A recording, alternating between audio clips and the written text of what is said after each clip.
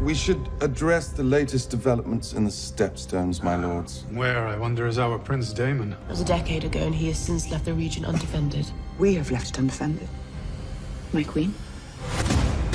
We are the blood of old Valyria. But for them, you surrender what you should not.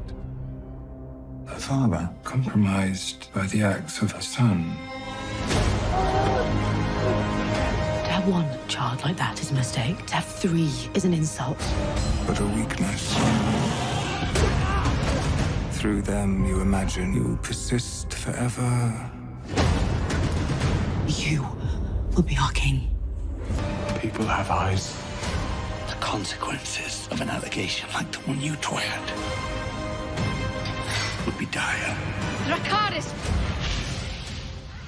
What's up guys, Carmine here, back with another preview breakdown, this time for next week's episode 6, which confirms our massive time skip, possibly about a decade or so, and it looks to be the biggest one to date. And of course, we should also talk about this week's episode, and all I can say is that there's never a wedding in Game of Thrones history without at least one insane thing happening, and it remains true even in the past. As always guys, leave your thoughts on the episode down below, and I may cover it in my episode 5 review, but for now, let's see what we can expect from next week's episode. First, we start about 10 years after Daemon's conquering of the Stepstone, and it seems like the Triarchy or some other band of pirates have taken over. We also see that Rhaenyra not only sits at the small council meetings, where before she was a cupbearer, but Alicent does as well, and we get tense exchange between them. Unlike in the previous episodes where they were at odds and then randomly became friends again, this doesn't seem to happen in the long time skip. We also have Larys Strong's voice throughout the entire episode. Larys is supposed to be our Varys clone, kinda, and he's calling children a weakness. And as we see what looks like Alicent's son Aegon going off and trying to take a peek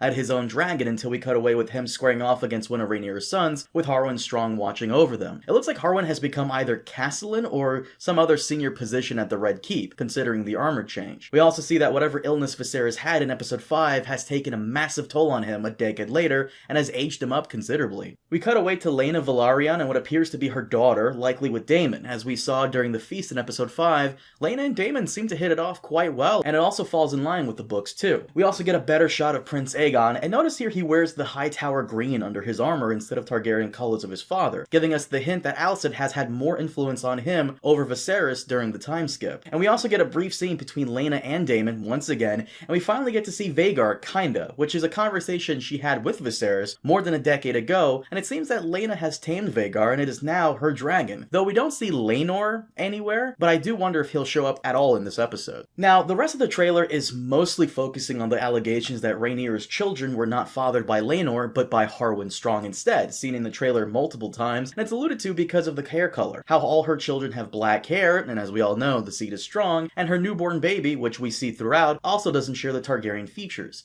Alicent brings this up, and even Lyonel Strong counsels the king that, though it may not be true, people can see them and know that they don't have the distinct features that Aegon has. We can see that Viserys responds to anybody spouting these rumors with threat of imprisonment or even death, which, of course, makes it even worse. And before we close out the trailer, we see that Rhaenyra's son is choosing his own dragon, which is something we haven't really seen before. How Targaryen children from the olden days would bond or pick out their dragon. Daenerys didn't really pick hers. They were gifted, and through magic and miracle, she was able to revive them. But overall, the next episode, as far as we can see here, looks very good, and if you were wondering what the hell happened to all the scheming and backstabbing that Game of Thrones had, well, it seems to be back in force. Though I won't lie to you, as much as I've enjoyed the last few episodes, I am worried about how the show will change going forward, and if these changes will be just as good, if not better, than what we've gotten so far.